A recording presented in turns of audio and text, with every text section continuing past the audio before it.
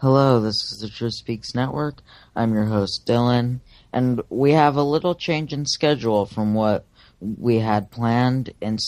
Instead of Judas and his group joining me to discuss the reality of consciousness, I have Vince Eastwood here from Guerrilla Media, who's going to be discussing with me ways to cope with the fact that your life is and your world is not what you were led to believe. Vince, are you with us? Yeah, well, in spirit anyway.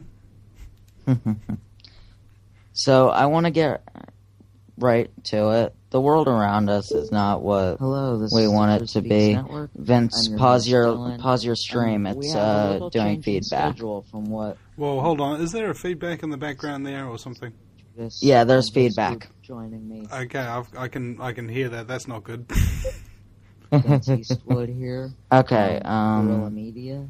What you're going to have to do is just you turn the slider down from the broadcast. Okay. All right, so that you're getting no volume off of your browser. So if you've got a YouTube thing playing there, right? It was my fault. I had it playing without realizing it. I thought it was your end that was recording it. All right. Well, in that case, no worries. Let's restate the question and begin again, like Michael Finnegan. So the world around us is really screwed up, as most of us who are awake understand. But what people struggle with the most is dealing with it. I struggled with it at first, but it's usually when you first wake up. So how do you deal with it? Well, it becomes a constant struggle. And because this is my profession, to expose scumbaggery and talk about truth, etc., I think the burden's a lot worse than most people. Not to belittle everybody's individual struggle, it's not easy.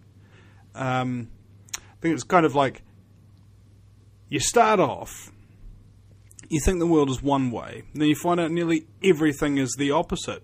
Oh, I can trust cops, can't I? Nah, bro, you can't. But I told the truth to this cop over here, and he then arrested me and like charged me because he didn't have to gather any evidence or anything like that. And it turns out I wasn't even guilty of the crime that he charged me with. Well, what is going on here? And you go, bro, that's because the cops are a gang. All right, they're a criminal gang. What, really? Really? The cops are a criminal gang? I thought they were the kind of people who stood up to the criminal gangs. No. You got that the other way around. It's often the criminal gangs that are trying to stand up to the cops. Well, there I'm going to have to slightly disagree with you, Vince. Not all of them are like that. No. I'm talking about generalizations. Like, people think the cops are good in general. I'm saying that, no, there's some good cops. Sure, just like there's some good gangsters. This whole world is more or less the opposite of what we've been brought up to believe, and it's kind of like a survival mechanism. And what I say in private or what I say on radio or anything like that is kind of different to how I react to cops in the street, for example. Because right here, I'm not afraid to criticize them. When you're right in front of them, they will hurt you if you criticize them. Do you understand? That's the difference. So when you're in front of them, and I've been in front of numerous cops, I've been pushed round for no reason. When I was 19, I think, I got busted for selling a bit of weed in university, as a lot of kids do. And I was going to go to jail for up to 8 years for having 13 grams of it. It's less than half an ounce. About a third of one, actually. And they told me, if you tell us the truth, we'll go easy on you. So I said, all right, I've been a drug dealer and I've been dealing for about 8 months or something of that nature. And so they naturally said, okay, thank you very much for your confession. We're going to charge you with selling $40,000 worth of weed. What? It's like, even if you confess to a crime, they still make up evidence. And this is not an isolated case, right? Oh, I know. It's prolific. I interviewed a New Zealand Police prosecuting sergeant, Mrs. Grace Hayden, and she'd been a prosecuting sergeant for 15 years, mate. You know, had kind of like a record of putting people away, been damn good at her job. She becomes a private investigator. And I interviewed her. I asked her about the cops, the New Zealand Police, right? And what her opinion was of them. She said the New Zealand Police are so corrupt that you either will be corrupted by them or you will leave. And I left. And this is kind of what's happening in a very general kind of way across the entirety of society. There's this inherent corruption in our institutions. It's not your fault that you're born into a slave camp that turns you into a slave camp guard after making you forget that you're a slave in the first place. It's not your fault. And if you can't see the comedy of it, if you can't see the light through the darkness, then you're not coping with it that well. You know? This world is not all sunshine and rainbows.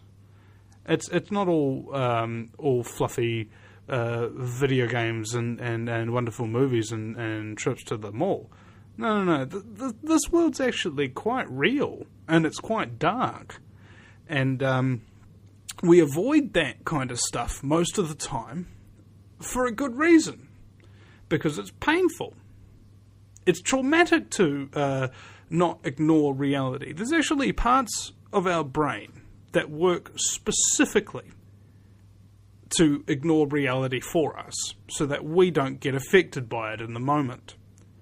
Let's say you've been sent to Iraq or something, and you were beaten as a child, and you're really, really feeling sad about that, and you're suddenly under attack, and you've got bullets flying past you and tracer rounds, and all you can think about, strangely enough, is you getting beaten as a child and how traumatic it was, and instead of fighting back and saving your life, you get killed because you're too busy crying.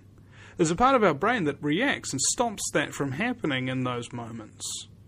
Unfortunately, that can also cause a lot of tension, because if you have a lot of unresolved issues that you never look at and never eventually resolve, then they continue to get worse, you know, like a cancer.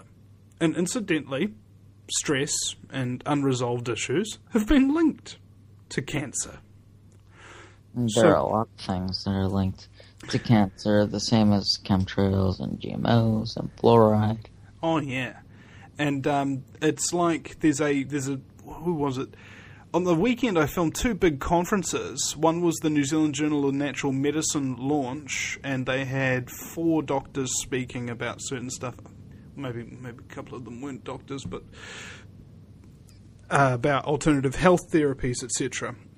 One was a Dr. Sam Shea, whose father was basically the top dog in the Philadelphia medical scene, you know, like top dog. And he died from a procedure that should have been, you know, quite open and shut case, very simple. And what this guy has discovered is the 10-point kind of wellness pyramid, right? There's all these sorts of habits, inputs, lifestyle choices, and things of this nature, which actually comprise 10 different categories of your life, and each of them have split into like these aspects, you know, like little symptoms and things like that. For example, sleep. Do you get to bed early? Do you get to bed late, you know? This is the kind of thing that we're talking about, is sort of like a holistic health spectrum. And it was quite revolutionary to see somebody actually have it all down on paper and just think, oh my God, no wonder all these health nuts who focus on this area of their life look so sickly. Because they're ignoring 70% of the other stuff in your life that you're supposed to be taking care of. You know? There's a very real need for nutrition. There's a very real need for love, for sleep, a need to avoid toxins and EMF radiation. And what's deeply problematic is these things that we don't need and these things that our body doesn't want are things that the authorities are telling us are good for us in a lot of ways and or telling us are benign and totally non-threatening. And so we're getting progressively taken over by all of it. And it is saturating our lives. No wonder everybody's starting to get sick. No wonder the pharmaceutical industry is the most profitable industry in the world. Well, it's the first time I've ever learned anything in school. Was watching a documentary today in school about the food industry, and specifically Monsanto and their links to all these different health problems in the world. And we find out that the FDA and other health organizations around the world protect Monsanto and other food giants like Tyson. And it just makes you wonder, not me, but or you really, but the people who are just now understanding this for the first time, why would they tell us that this is bad for us but then protect it? Well, it's double speak. I don't know if you've ever heard of, what was his name? 1984? I love that book. George Orwell. Yeah, see, there you go, George Orwell. I was going to say Orson Welles, and I was like, no, that's not right. That's Citizen Kane. No, Orson Welles is talented too, though. If you say so. Now, we're talking about 1984 doublespeak. Okay, so there has to be a war that nobody sees all the time, and you have to have it reported to you. Okay, everything that you hear has to be the direct opposite of the truth. And if they do tell you the truth, then they have to tell you that it's good. All right. If it's a bad thing, that it's good, and if it's a good thing, that it's bad. So every truth is packaged with a lie, and every lie is packaged with the truth. So that way you don't know that there's a difference. And if you don't know that there's a difference between a lie and the truth, it makes you really easy to control, because you're so easy to deceive. If people believe everything you tell them, imagine how easy your life would be, Dylan, if everybody took you absolutely at your word and you didn't have to justify nothing, ever, with evidence or backing it up. I would have a lot less issues with people understanding the truth. Well, think bigger. Have you ever seen the movie The Invention of Lying? I have not, but I'll quickly explain this then. It's a world where no such thing as lying exists. Nobody's, polite to each other and, says little white lies and tries to make things not bad. Everybody's actually quite harsh to one another. Right? That seems like modern day, but it's not because people don't lie. It's because people don't care. Yeah, people don't care about the shockingness of the truth. And when you're watching this film, it's quite shocking because everybody's just blatantly honest about it. And this guy, he just has this really weird tick in his brain all of a sudden when he needs $700 out of his account, but he's only got $200. But he says he needs $700. And the lady at the bank teller looks up his account and goes, "I'm sorry, there's only $200 in here. It must be a problem with our system. Here, I'll get you $700. And then this guy's sitting there going, "Nobody knows that I'm lying. I just invented the first lie ever. And I'm being given money, even when there's clear evidence right in front of the bank teller that I don't have that money." Now, does this seem a little bit like a parody of reality to you? And the Federal Reserve System and Barack H. Obama? It seems like a great parody. Can you send me a link to it? I'll be watching that tonight. Oh yeah, bro, you should totally illegally download it. Nah. When did the movie come out? Oh, years and years ago, man. I'm going to have to look. The Invention of Lying. If anybody else wants a good laugh. Yeah. It's got that Ricky Gervais guy. I don't know if you're familiar with his work. He's quite funny comedian from the UK, in The Office and all of that kind of stuff, and made him famous. All right, but anyway, what the point really was about all of this is there's quite a bunch of simple scams that are being run on the entirety of the population, okay, on a constant basis. And as you learn more and more about these scams, you start to see them everywhere, okay? And because you're seeing people being scammed all the time, if you have a conscience, if you're a real human being, you won't feel good about it. You'll probably feel angry about it. You might feel depressed about it after you get angry, and then after it, you learn to accept it. And then after that, you might actually start thinking about doing something about it. Some people jump the gun, and they rush into doing something about it while they're depressed or while they're angry. And they get surprised at just how much they get done, and then they learn to accept it. It works both ways. That's honestly pretty funny.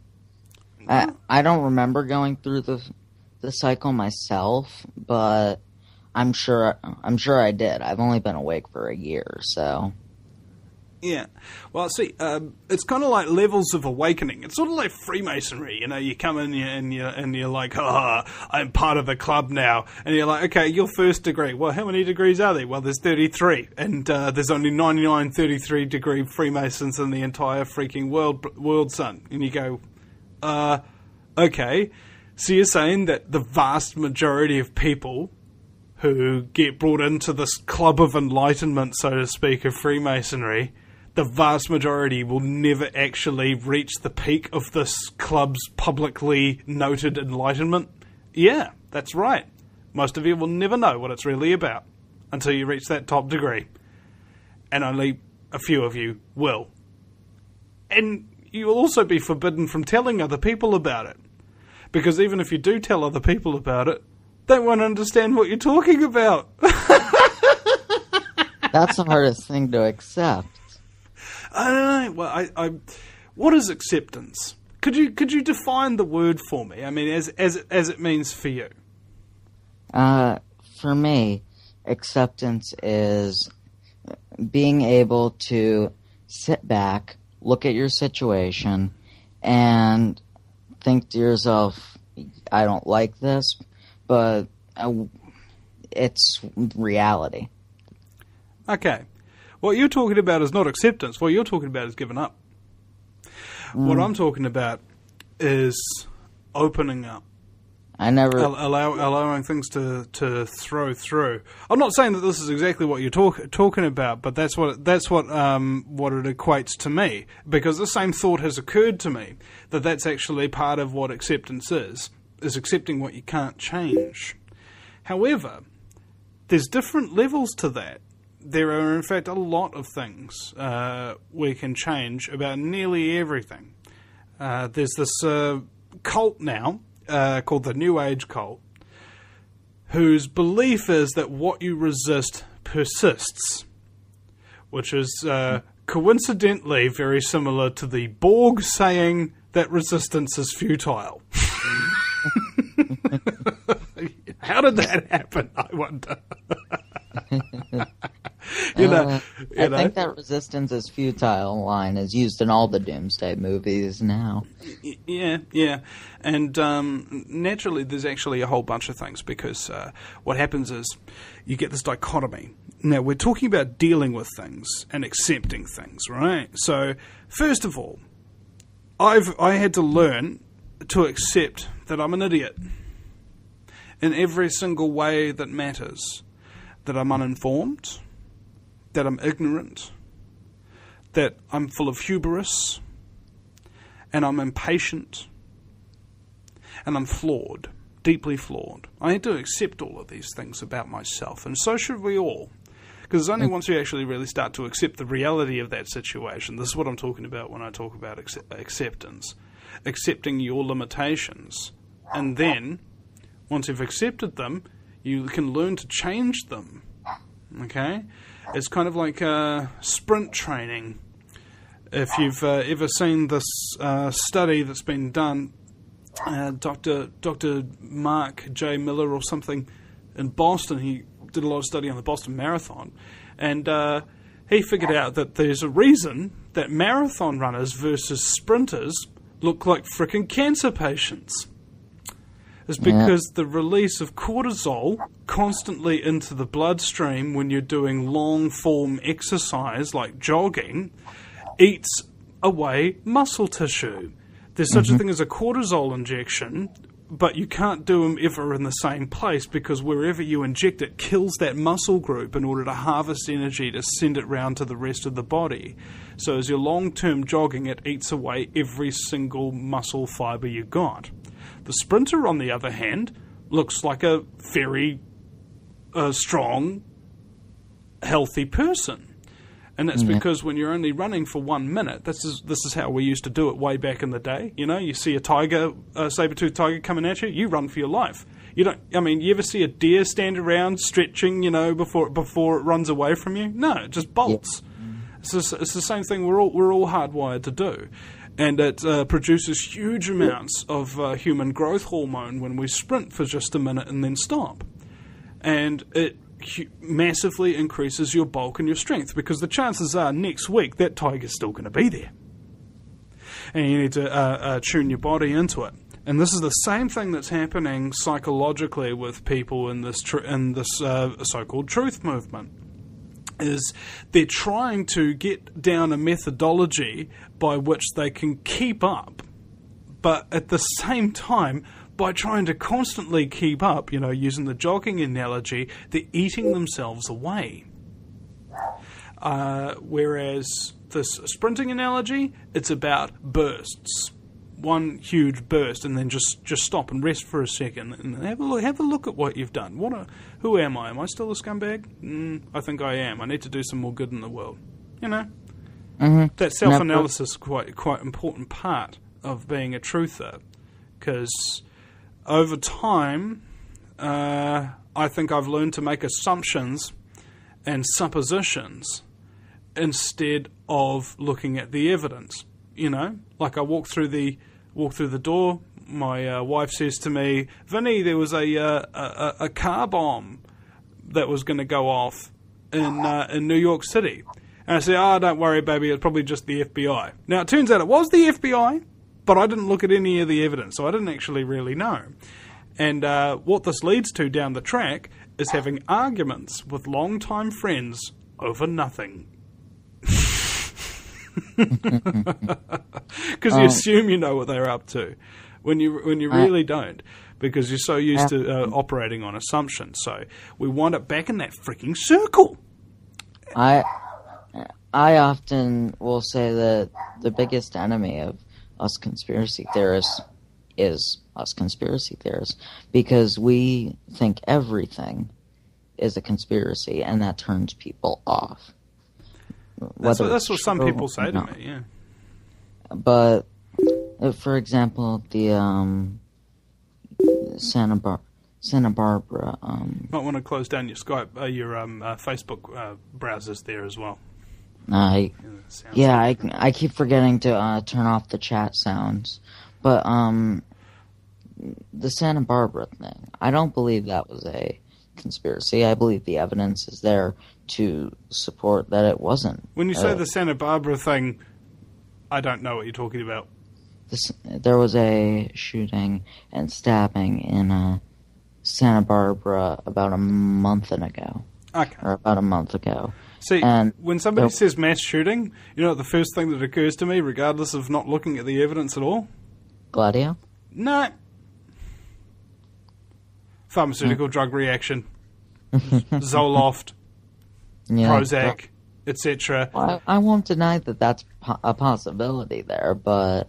It's apparently the most central causation of most mass shootings, a lot of murders, and a rash of suicides across the United States. Which shouldn't be surprising, because when you actually pull the readouts, and nobody in America reads anymore, trust me. And by nobody, I mean the people who are still wannabe somebodies read, but the rest of them, no. Top reactions. Warning, side effects, death, homicide, suicide, homicide then suicide, debilitating stomach cramps, liver failure, kidney failure, extreme bouts of depression, dizziness, seizures. You know, it's right there on the freaking. You go down to your doctor and you say, "Hey, can this have any side effects?" And he goes, "Oh, it might be a bit of weight loss, or it might be a bit of weight gain." You know, it's amazing. Because if he says weight loss and you kill yourself, technically he's right, because every human body loses, 21 grams after death? He wasn't lying to you. And this is what Monsanto's all about, man. Oh, yeah. And again, as I say, there's the same scams being played all the time. And because you see these scams being played all the time, it constantly reminds you that they're still going on and people still haven't realised what the hell is going on. And it makes you feel alone, right? And isolated. Your family don't listen to you. A lot of your friends who you used to relate to very, very well, and you may have even gotten on really well with your family, suddenly are not there. There's no support network for you. So when you're talking about Monsanto and the cycling door that they have between the FDA approval and Monsanto products, because they've got Monsanto executives on the FDA board all the time, they don't never have one, you know. Then you start to wonder: am I going nuts? Am I becoming crazy? And in a lot of cases, it actually does drive you crazy. If somebody tells you that there's no such thing as a crazy conspiracy theorist, and that's a fraud, it's a lie, that person is delusional. There are crazy conspiracy theorists. There are people who believe all kinds of things that have zero evidence, zero basis for even wanting to believe in it in the first place, whose argumentative platform and the deep understanding of their knowledge consists of, if you don't believe it without checking on it, you're retarded. Right? You've got to watch out for that stuff. These are people who have lost their sense of humour generally. These are people who communicate to you in Facebook using all caps. All capital letters, all abuse, no information, nothing useful to contribute. If type in capital, that means you're just immature, not really nothing else but immaturity. Yeah. A lot of the time. I do like the all caps, parts, specifically. Like, I don't know if you've ever listened to the comedy of Lewis Black. No. It's a little adults only, so your parents might not allow you to watch it. What about Bill Hicks? I have not, but my parents don't care what movies I watch. Okay, well that's fantastic parenting there, bro. I know what I can and can't watch. Okay. I know what I should and shouldn't watch. But do you listen to that, what you can and can't watch, and what you should and shouldn't watch? No. Well, moral obligation, mate. Moral obligation. That's all I'll say. In fact, it doesn't even make sense in that context. Never mind. Well, no. Where were we? We're talking about people who are communicating in all camps, all right, and how conspiracies drive you crazy. Okay, so it's sort of like there's an old saying: you can't put your head into the darkness and then bring it out again into the light without taking some of the darkness back with you. You're talking about things that have changed the world, things that run the world, things that nobody will believe you. Okay? What are psych wards full of? People who are telling you stories that nobody believes, and they lock them up. Okay? Because they don't realise. Well, this is some of them. Some of them have... some people are genuinely crazy. Yeah. But what drives some crazy people, generally crazy, into conspiracy theories and get driven even worse off the rails by them, is I'm that... a little confused. Are you calling conspiracy theorists crazy? Hey, aren't we all crazy in a little bit of way? I'm talking about specifically the crazy conspiracy theorists. There's a section of conspiracy theorists. Some are incredibly reasonable, doctors, lawyers, heads of state, etc., who talk about conspiracies and in a very open and genuine fashion. I call them conspiracy theorists in a positive way. Because a conspiracy theorist, in my definition of the word, is a person who believes, absolutely believes, and you cannot convince them otherwise, that there's a group of ruthless criminal sociopathic scumbaggery in control of the world. Alright? And that things happen for a reason. There's such a thing as collusion and lies and deception. And there's always something deeper to the story. And on the other side of the spectrum, a coincidence theorist is somebody who believes everything happens by sheer coincidence. No such thing as backroom deals, no such thing as history, context, reason. You know, that's the kind of spectrum I'm talking about.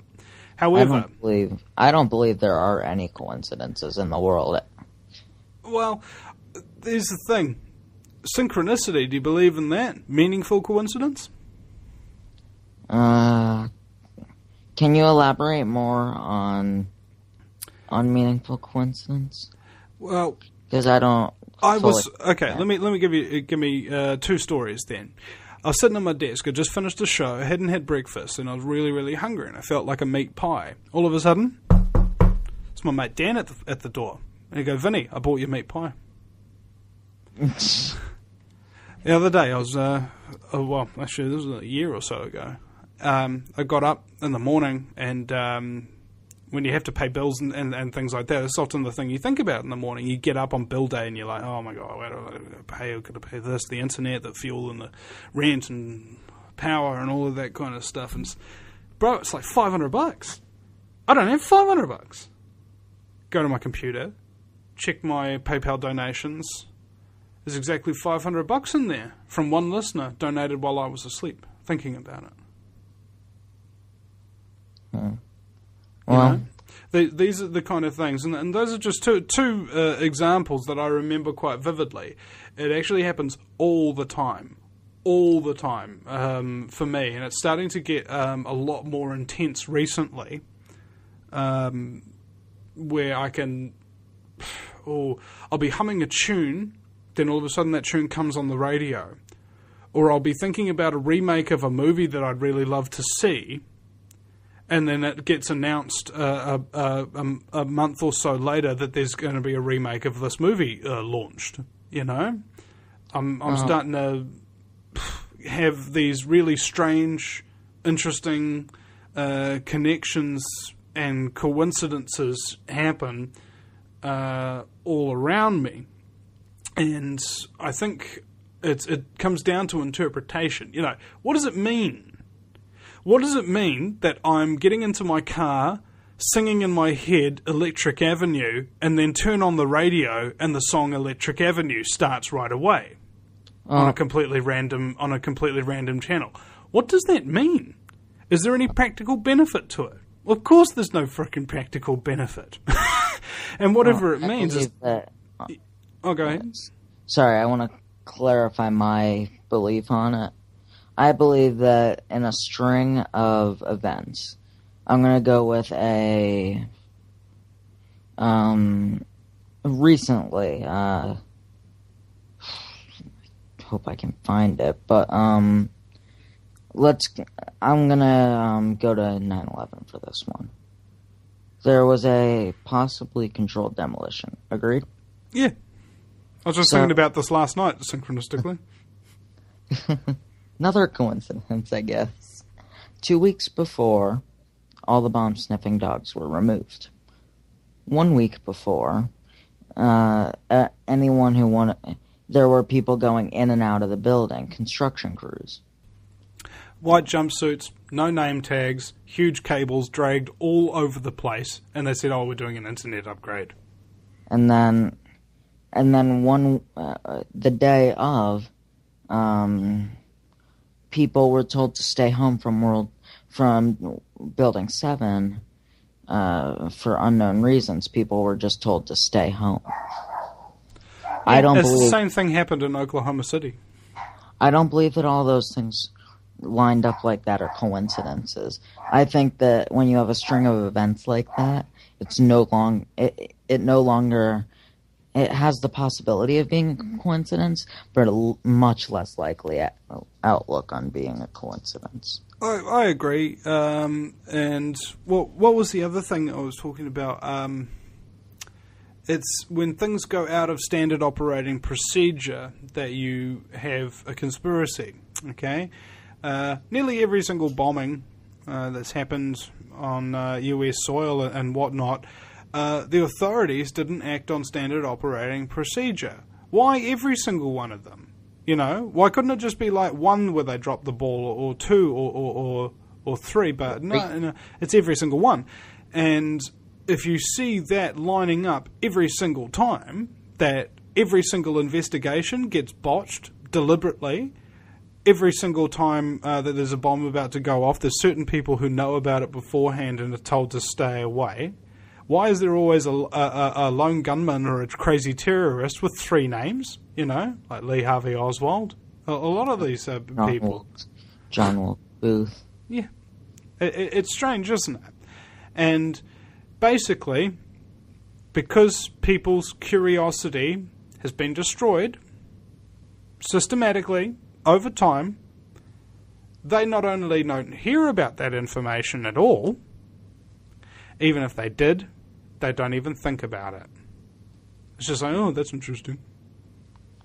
You know, there's no further thought process, you know. Do you have any questions about this? No.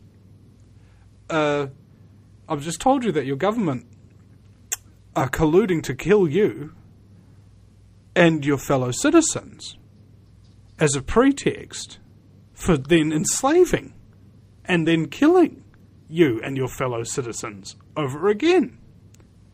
I'm telling you that they're currently printing your currency out of frickin' thin air and making you pay for it with the sweat off your brow, which you can't do, so that you'll be perpetually in debt, so that you become a slave and then killed. Okay, I'm not making it up. There's documents, there's people admitting it from the elite and everything all over the place. Okay, go to the bills. So there you are, reciting all these facts and figures, but are you an authority figure? No. No. Are you a doctor? Are you a lawyer? Are you somebody who's a scientist or something of that nature? Because people have got this thing ingrained into them called the appeal to authority logical fallacy. If somebody's in a position of authority, they must be correct. Right? That's the assumption. And it's totally stupid. The people in positions of authority often have intelligence and are capable of figuring stuff out. But they're not right all the time. How could they be? And you only think about that for just 2 seconds. If all the people that were in power and control were really, really intelligent and totally onto it, and there was nothing for us to worry about, would the state of the world be anything like it is now?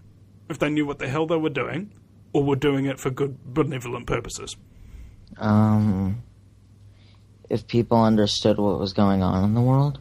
If the people in power and control actually understood how the world was, were actually intelligent, and running it with morality and caring for their fellow man as their fuel, rather than scumbaggery and wealth. I believe, and this is my personal belief, that these people in power that are doing this are megalomaniacs. They have convinced themselves that what they're doing is good. The word is megalomaniac. A megalomaniac was Joseph Mengele from World War II, who was the one who experimented on Jews and whatnot in the death camps. Okay. So I mispronounced the name. That's my bad. But it matters not. But I believe that they think that what they're doing is good and that they are doing things for benevolent reasons, when in reality they are not. When in reality they're hurting people. I believe they've made themselves think that. Yeah. Well, the thing is, you only need to make yourself think that if you have a conscience. I don't believe many of them do. I don't believe many of them do either, but people who started off good... Here's the problem. It's a, what's it called? A psychological disorder called psychopathy. Psychopaths, right? Yeah. And what's interesting is that all the aspects and the personality traits of psychopaths dictate the lust for two things and the fear of two things. The things that they crave are power and control, and the things that they fear are being exposed, and worse, psychopaths. Because psychopaths don't play by rules. I mean... Well, they have no rules. Yeah, they have no rules. They literally make it up as they go along. They feel... I saw a great thing from the Smithsonian. Here's the emotional attachment. Like, let's say, Dylan, put yourself in the shoes for a moment. Let's say you're walking down the street, like a runny nose or something like that, and you blew your nose on a Kleenex and you threw it in the bin, okay, and you keep walking. On the way to school, or maybe at the end of the school day, do you think about that Kleenex? Do you think what its life could have been like if you didn't blow snot all over it and chuck it in a bin? Do you wonder whether or not it actually had feelings, or if it had relationships with the other tissues in the box? Of course you don't. Do you? No. Okay. Could have. However, imagine that Kleenex was a human being, really was a human being, and you just killed them and dumped them in a dumpster. If you were a psychopath, you would have the exact same reaction that you and I would to that Kleenex tissue. Okay? They treat us as objects, prey, and we're nothing to them. They have no remorse of any kind. They can kill a child horribly and think it's funny. Get away with it. Currently, 400,000 children a year go missing in the United States. Just totally missing. Never seen again. 400,000 a year. In the United Kingdom, there's 100,000 children go missing every year. Now, this is this branches on the topic that, in my opinion, is the most traumatic topic of all the truth movement. Right? You can't outdo this one. The child kidnapping and pedophile industry, which is probably one of the most reaching. It's you see the setup of the apparatus everywhere. Most people don't like to talk about it. In fact, I've been trying to not to talk about it myself recently. However, there's hundreds of thousands of kids going missing and being tortured and raped as we speak. Everywhere. Well, and apparently the UN's involved. Large US corporations like DynCorp and things of that nature. I'm not sure that... See, this theory I haven't seen as much evidence for, and I... Have you looked into CPS? This is something that I'm relatively new to. Trust me, Dylan, if I might say so, don't go into this subject, right? Take my word for it, man. You don't want to know. You don't want to know. I thought I wanted to know, and I discovered different. I actually don't want to know. It's a lot of the people who put their head into this topic, who are actually involved, helping the victims and things of that nature, they need counselling, predominantly. They're damaged. Looking into this stuff does damage you, and this is why I avoid talking about it, because I can traumatise people greatly by just telling them what I know, who I've interviewed, what they've told me, the evidence and the recordings that they've shown me, the things that have happened to them and their children. Trust me, you don't want to know. I want to know, but I do know that if what you're saying is true about it, from what you've said already, then there needs to be someone willing to stop it. There does. However, everybody who seems to step up and try to stop it also goes missing, or suffers psychotic breaks. because it's so harsh, the thing that they're dealing with, predominantly because nobody wants to believe it.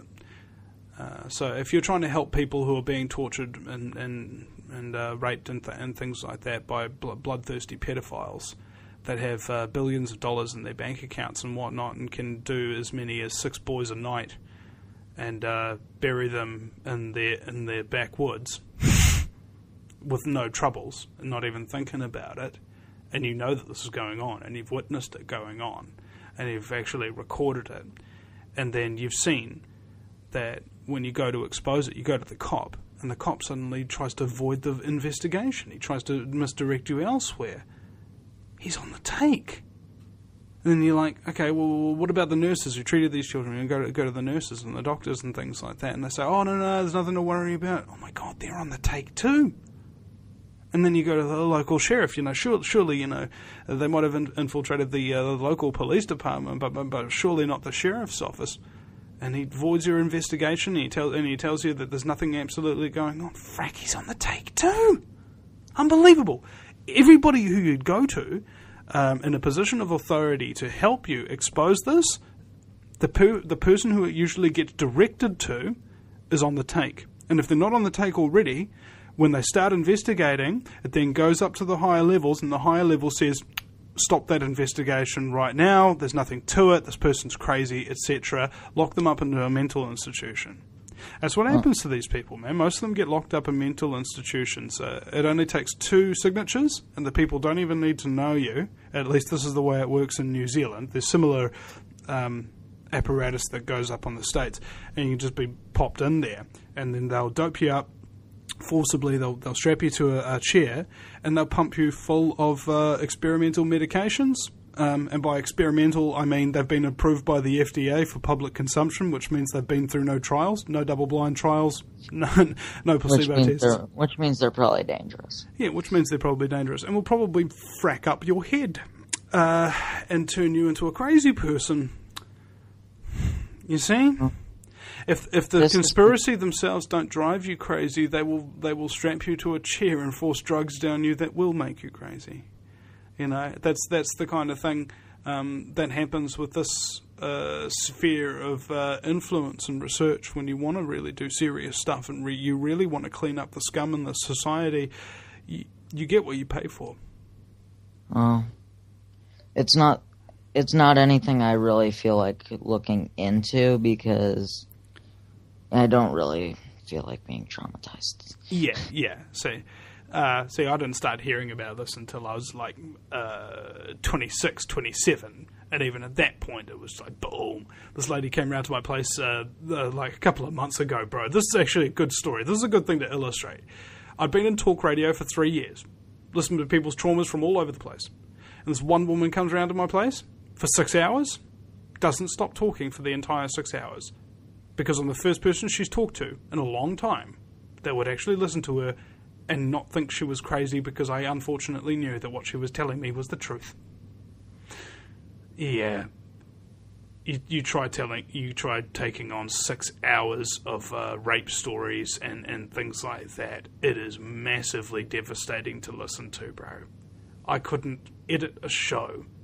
I edit freaking a show a day minimum, doing so for 3 years. I couldn't edit a show for a full 2 months because of that day. Only that one day. It was as if my life and soul had been sucked out of me. That's how painful this topic is.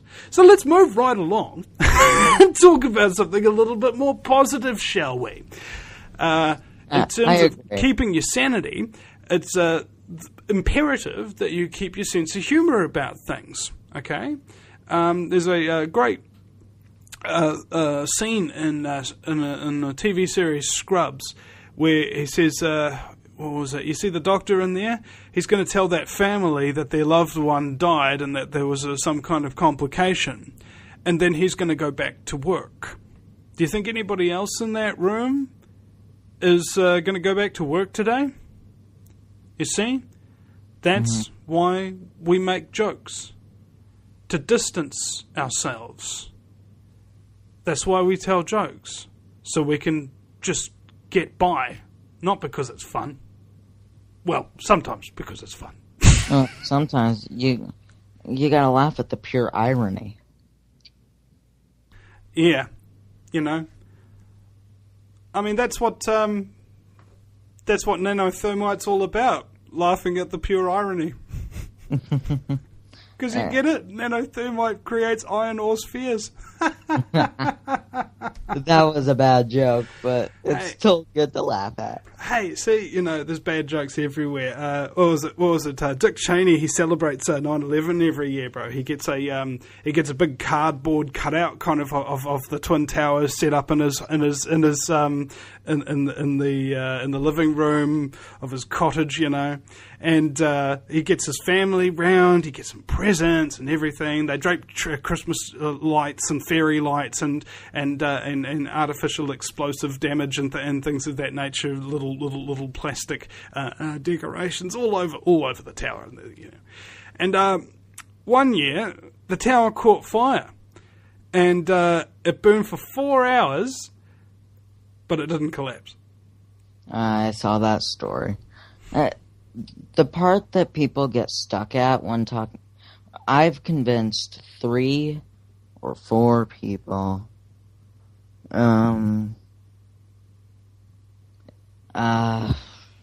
Shoot, I lost my train of thought. Trying to convince people that 9/11 is an inside job? I convinced people that the buildings couldn't fall alone. They had to be aided. The problem people have is when I tell them who helped bring them down. Yeah. It was Bush. It was all Bush. No. There's actually 3 people. 3 people had the authority on that day to make that day happen. Secretary of Defense Donald Rumsfeld, President George W. Bush, and Vice President Dick Cheney. They're the only 3 people with the clearance. They're the only people that it could have called on the war game, the big NORAD war game that they were doing at the time. They could have called it off if they wanted. They didn't. They're the ones who didn't scramble who could have had the authority to not scramble the jet fighters to intercept and maybe send them in the opposite direction to the actual hijackings. There's all sorts of high-level interference if you look into the 9/11 story, folks. So, here's a question. What do you hope to gain from it? What do you hope to gain from it, really? And unfortunately, the answer is the people perpetrating the crime don't actually stand to gain a whole lot. Here's the question. That's where I think you're actually wrong on that one. Can I finish? I apologize. The ultimate question is, what would they stand to lose if they didn't do what they were told? Can I counter a point that you were making about they wouldn't have much to gain? And I'm not saying that they had nothing to gain. I'm saying it's not a whole lot when you compare it to they would lose their lives if they didn't do it. That was the point I was trying to make. But, okay. Yeah. There's plenty they can gain. I mean, Bush now has a giant ranch in South America or something like that. All the elite are getting the hell out of the States. There's a reason for that. It's because they're imploding the country. They're sucking it out, like a Hoover. Try to get out of here too if I had the capability. You know what? I've found some things interesting. We were talking about synchronicity before. I've talked to a number of people just this last week, bro, like coincidentally, who have travelled all around the world with nothing. Like literally, they just decided, I'm going here, and then all of a sudden all this stuff comes up, these people turn up, they stick their thumb out and they happen to be going in the same direction or whatever. Turns out whatever you really want to do, if you're actually really totally committed to it and you really don't have much of a choice, somehow the universe just goes, I might as well get out of his way. So if you really want to leave the States, man, go Mexico way. Or actually, Canada would be closer to you, wouldn't it? Yes, Canada would be closer. Okay. Unfortunately, Canada's actually one of the... Canada and Australia are 2 places I want to visit, but Australia wouldn't take me. Australia wouldn't take you. No, I have a physical... I'm wheelchair bound. Oh, okay. I can't move my arms or legs. Holy cow, man. I had no idea. How long for? Since birth? Since birth. I haven't been able to move since birth. Well, that's unfortunate. It is what it is. Got to make the best out of it. Yeah. Well, see, I can still move my arms and legs, and I'm talking about like trauma and pain and suffering and all of that kind of stuff. And this comes to another important realization about how I know nothing of pain and suffering. I know nothing of inconvenience, but it's usually by comparison. It's kind of like when people see, what's it called? They see starving children in Africa on the television, and then they turn off the television to make the starving children go away. Doesn't work very well, does it? Mm-mm. Because when you close your eyes, can you move your arms and legs? In my dreams, yes. You can do it in your dreams? Mm-hmm. Is it a joyous occasion, or is it a regretful one, a lamenting one? I don't remember. It's sad when you wake up kind of thing, but you don't really remember. I don't see it as a bad or good thing, honestly. I see that there's a lot of advantages to my physical limits. There are a lot of advantages, but there are limitations. People look at me differently. I don't see that as a good or bad thing, but I can't go out and protest like I'd want to. I'd want to be out there doing something, but I also see it as a good thing because I don't really know if I'd be as smart as I was if I could go out and if I could really go out and see the world like most other people. Because you wouldn't be stuck at home, basically forced to absorb knowledge. Right. Yeah. Well, I think that's something that happened to me, like after I had a couple of jobs go south on me. Like I was really, really good at my job, selling stuff to people, right? And the bosses were just scumbags, more or less.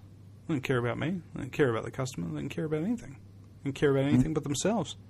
And that's business. Yeah. No, that's psychopathy. Psychopaths cluster in business, media, politics, law, religion, and medicine. Those are the main control structures of society. Yes. See, I'm religious. I use it as a way to explain how I've lived through 3 near-death experiences, and one that continues today. Now, do you believe in the power of Jesus Christ? Because I do. And well, but why do I believe in the power of Jesus Christ? Well, because the alternative is somebody telling me that there's a consequence. No, that's not the reason. There's a good reason for it. It's because when I'm down in the dumps, really, really down in the dumps, and I know that there's nothing there to help me or to save me, I call out the name and it makes me feel better. It really does. I actually feel physically better. And it's happened to me ever since I got busted for weed way back in the day, and my legs gave out on me trying to get up the stairs to go home because I couldn't physically do it. I had that much freaking emotional pain and energy and fear of my future and my anxiety. I had to call out to Jesus in order to put the strength back in my legs just to get me up the freaking staircase to go home and go to sleep. When you had said that psychopaths go into religion, I had figured you were an atheist. No. There's one thing you've got to remember. Religion and spirituality are mutually exclusive. Mm-hmm. All right? It might sound strange to you. It might maybe even anger you or produce an emotional reaction. But you don't need a book to be in touch with God. You don't need a church. You need nothing. You have belief. Belief and faith are the two things that keep you close to your higher self. Now, my higher self, for example, my idea of God and higher self are very different to everybody else. I think so anyway. My higher self sort of looks like me, except way better, and sort of thinks like me, except he's way smarter. sort of feels emotions like me and sees things a little bit before they happen, but way meta. Like, he's kind of like a super me. In every way that I am, he's taken all the flaws and totally make them perfected, right? This is what you call your higher self. And the whole point, in my opinion, of having a higher self, or at least for me anyway, is to have a pinnacle that I cannot achieve in life. Okay? To have a goal that you can never get towards, but something to always strive towards. Exactly. And this means that you need perpetual faith in order to keep that belief running, that belief in yourself or belief in God. It actually really doesn't matter how you interpret it, because I found that simply that basic belief and faith in and of itself is what literally saves people's lives. And to illustrate the point, I want to talk about Vietnam veterans in the POW camps, prisoner of war camps in the 70s and late 60s. Some men had been in these camps for years and years at a time. And what they found, interestingly enough, is that every atheist died in captivity, and very few of the ones who had strong belief in Jesus or other religions died. All right? Because when an atheist is locked alone in that cell with no hope of rescue, he's alone in that cell with no hope of rescue. If you believe, you're never alone, and you're never without hope. It's a fact that those who believe that there's something out there waiting for you or after you die, or believe that there's someone that is always trying to make your life better, they live longer because they have more hope. Now, if you want to keep talking about that for a moment, I've got to go take a quick wiki leak, and I'll be right back. Okay.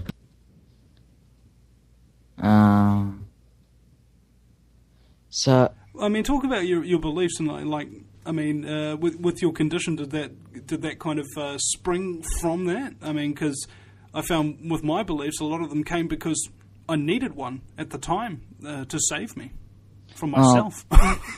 If anyone wants to hear about my near-death experiences in my life, then I'll talk about them, but typically people don't like to hear about others.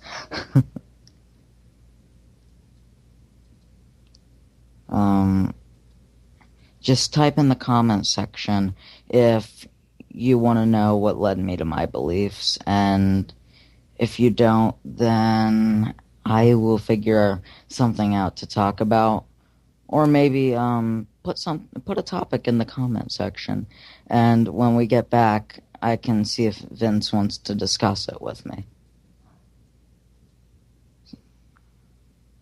So, if anyone is still listening, and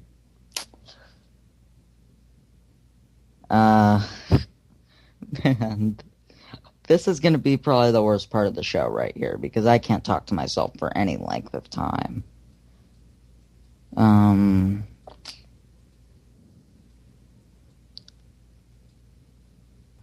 back. Thank you. Thank you, God.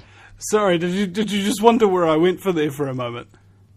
Kind of, but I was sitting there not knowing what to talk about, because typically people don't like to hear about other people.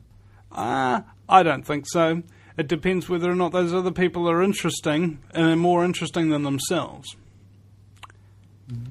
They don't like to hear people talk about themselves, not when they're in a conversation with them. On radio, on the other hand, it's a completely different story, because the only reason you're there is to listen. I gotcha. Well, do you know what narcissism is? Narcissism is this belief that you are the only thing that matters. Sort of. Well, you know what psychopathy is, not caring about other people and being totally full of yourself? Right? Narcissism. No. Not the same thing. All psychopaths are narcissists, but not all narcissists are psychopaths. Okay? You ever heard of Muhammad Ali? I have. I'm the best in the world. You will be looking up at me from the floor. All right? Is he full of crap, or is he just that good? He's just that good. All right? Is he bragging about himself? Sure he is. Does he have reason to brag? Sure he does. Narcissist. What you call a benign narcissist. Somebody who has many of the same traits and characteristics of a psychopathic narcissist, but none of the drawbacks in personality that would actually make them hurt other people or feel good about that. And in fact, Muhammad Ali went from being a heavyweight champion of the world, and he spent the rest of his time doing charity, with all his money and everything. Doesn't sound terribly narcissistic, but actually that's what a narcissist generally does. And same with Bruce Lee. Helped a huge quantity of people understand deep amounts about training, spirituality, martial arts. Really gave the Asians in America actually something to look up for, something to strive for, because before Bruce Lee's time, when he was a boy and everything, Asians were seen as very second-class citizens because there was no real Asian heroes at all around at the time until Bruce Lee came along, and he changed everything. He made everything better for everybody, and that was his intention. He was a narcissist, That's the thing, and I'm one too. And one of the things about narcissists is that we like to talk about ourselves. We like to hear the sound of our own voice. So naturally, I got into radio, and it's about having a real strong belief in yourself, but also having a deep, profound responsibility for the gifts and skills that you've got. I've got the gift of the gab better than most people. I can edit videos and radio shows faster than 90% of the people in the industry, and I haven't had one day's training. It's because, just like Muhammad Ali, yes, I am that freaking good. However, it means that if you are really good at something and you have skills of that nature, way better than other people, don't hold it over them. Help them. Okay? Help them become as skilled. You don't even necessarily have to help them become as skilled, because you can just help them to realize that I developed these skills and I used my talents. You find out what your talents are. You find out what your skills are, and you will develop them. And it's just that simple. Not everybody will be able to do what I can do. However, there are people who need the things that I can do. Like, really need them.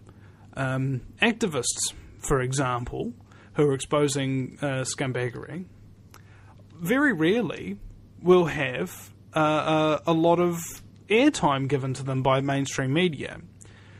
So, I use my skills as a gift of the gab douchebag with a microphone, record a lovely interview with them, we have some fun, people get to know the real them, and they also get to know about the real issues. And I publish that, and then give it out to everybody for free, and then ask people, if you support this way of doing things, then you can give me a gift of like $5 a month, or anything. You don't have to pay. You get it all for free. Just if you want to see it continue, contribute. And hopefully, I'll be able to survive. And for the last couple of years, that's the methodology we've been running on. And it's been working. Now, the live stream on the YouTube seems to be down. Really? Yeah. Either that or it's on a really delayed broadcast. Did you have like a long silence at some point just before? A video call ended because of a server error. Okay, let me check that. Shoot. Hold on, let me check. How about this? We're recording on the Skype anyway, so I'll just keep continuing while you sort that out. I was wondering to myself the other day, exactly what is it that I want to achieve? As a narcissist, as just an ordinary dude. All right, I am joining the Hangout, so we're about to restart. Okay. I apologize for the delay, and whatever happened, I still don't know. But we are back and we are live. Vince is still with us, I believe. Yeah. Okay, so I don't know where we were when the stream ended. Okay. Well, I don't know, but I think we'll go over the narcissist thing again, because I'm a narcissist and I like to talk about myself. Therefore, you like to talk about narcissists. Oh, yeah. It's actually quite rare for narcissists to talk about themselves as narcissists, because a lot of them are like, there's a stigmatization, basically. Kind of like if somebody says, oh, I'm autistic, or whatever, or I've got Asperger's. Like, my friend Mike, for example, he has Asperger's. I've known him for 2 years. I didn't notice anything different, you know? It's like somebody labels you with something and they say that it's a bad thing. It's like, well, actually, some of the things... some people have a theory that these mental disorders are either fake in some ways or created by us. Well, it's the Diagnostic Statistical Manual, the DSM, which was started up by psychiatry, which is a lot of crack. Well, you'd have to be smoking a lot of crack in order to think that it was real, more or less, because that's how they do all their studies. They're basically just sitting there, high on drugs, messing with people, you know. I mean, for example, here's a real great scientific test to see whether or not somebody can be cured of their mental illness of believing in fairies. We're going to strap them to an electric chair and dunk them in ice-cold water periodically every single day for a year. Sound real scientific, right? Wait, doesn't it sound like torture? And doesn't it sound like the people who would do this to another human being sound like maniacs? Oh, wait. Psychopaths. And welcome to the psychiatric profession. This is how it began, and it now is continuing in much the same way, except instead of dunking people in cold water to torture them, you give them a drug that is a hell of a lot more effective. So that way they can torture themselves, and all you have to do is remind them to do it several times a day. and you can sit back and feed off the pain while getting kickbacks from the pharmaceutical industry and then going to Tahiti on the weekend. Life could not be sweeter. I have noticed that there is a distinct lack of ability to make money if you're not screwing people over. Right? It's actually really quite difficult. If you're giving people a good deal, not sleight of hand or fraud, then you're going to struggle. Right? Agreed. I can prove that. Well, I'm sure you can too, being a salesman. Well, it's known as a self-evident truth. Right? Something that nobody argues with, because they've seen it, and it's pretty obvious. Scumbags make all the money, the good people get left out in the cold to die and shiver. Right? And even now, when a pastor or a priest or something of that nature goes to under a freeway underpass to give food and water to the homeless people there, who used to have jobs, who used to have homes, who used to have families who now live with their own family and kick them out because they couldn't afford to feed them or something like that. Those pastors and priests are now getting fined by the cities that they're doing this in because it's illegal to feed the homeless. Yeah, that's a bit insane. No, it's not insane. It's psychopathic. Psychopathy makes sense, but you have to be crazy in order for it to make sense, yeah? You have to be a psychopath. Alright, so, imagine for a moment that you're a ruthless criminal psychopath with more money than God. And you wanted to create a system by which the world would work. Don't you think the way the world works now is exactly what that system would look like? Yes, entirely. Mm-hmm. And that's because psychopaths control the world. It's not like one psychopath in the top centre and he controls everything. It's that the system is hierarchical. Every system is hierarchical. Doesn't matter whether you're a politician or a journalist or a gas station attendant. There's a hierarchy. The fresh meat comes in, and then they get chopped away and chopped away and chopped away and chopped away until there's only a few left right at the very top. And I use the analogy of the stagnant pond. Where do you locate the scum in a stagnant pond? It's right at the top, isn't it? And what does scum do when it covers the entire surface of a pond? It chokes out all the light and nutrients of the sun to everything beneath them, and they wither and die. You see? It works, doesn't it, as an analogy? That's what these things try to do. And because I'm a narcissist, I know a hell of a lot about how these people think about themselves, because I think about myself much the same way that they do. Except I've got guilt. I've got remorse. You've got a conscience. I've got a conscience. I've got humour. I've got creativity. I have a lot of strengths that they do not. They would say that these things that I have are weaknesses. I would say that their lack of empathy, their lack of humour, their lack of creativity are their greatest weaknesses. Right? And it's kind of like a war between benign narcissists who are great leaders in most cases and really, really care about their people. Usually they get assassinated. Versus psychopaths who have no compulsion to help other people in any way, shape or form, unless, of course, it's them getting the bulk of the help, you know. It's like, we'll donate to this and everything. It'll be great. But how many people did you actually help after all of those donations? Well, all the tax-free foundations got a cut. Well, hold on a second. How many people do they help? Well, the people on their payroll. And how many people do they help? Well, basically nobody. Okay, so you just had like a 9-way filter feed of donation money where a whole bunch of people get to clip the ticket and nobody who you're saying you're collecting the money for actually receives any benefit from it. And you can live with yourself? Sure I can. You can sleep at night? Sure I can. How can you sleep at night? Well, because I'm a psychopath. I mean, when you go to sleep at night, you people with a conscience, you stay up and you think about things things that maybe you regret, or things that you maybe wish to do better in the day, or things that you're dreaming about, or whatever. I don't. Can I heads out as soon as the head hits the pillow? I'm talking as a psychopath. But anyway, go ahead. Can I use that as my excuse? As that's why I'm not sleeping at night. Sure, you can use any excuse you want, bro. if you believe it, go for your life, son.